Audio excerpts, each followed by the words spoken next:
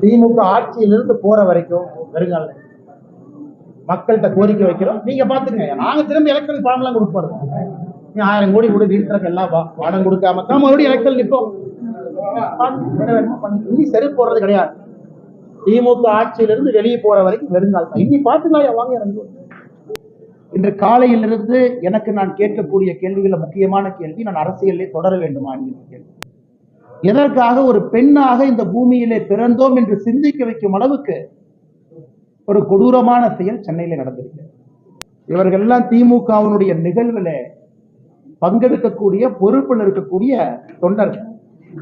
ஒரு குற்றவாளி இதே போல ஒரு கொடூர செயலை செய்தவன் திமுகவிலே தன்னை இணைத்துக் கொண்டு அமைச்சர்கள் பக்கத்தில் நின்று அங்க இருக்கக்கூடிய லோக்கல் போலீஸ் ஸ்டேஷனுக்கு நான் திமுக காரன் அப்படிங்கிற புகைப்படம் தேவைப்படுது.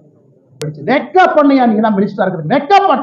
இந்த ஒரு கட்சி பொறுப்பில் இருக்கிறனால மரியாதையா பேசிட்டு தேசிய கட்சியினுடைய மாநில தலைவர் இந்த வெங்காய பொறுப்புல இருக்கார். அதனால மரியாதையா பேசணும்னு சொல்லி கொடுத்தனால மரியாதை கொடுத்த கூட்டலாம்.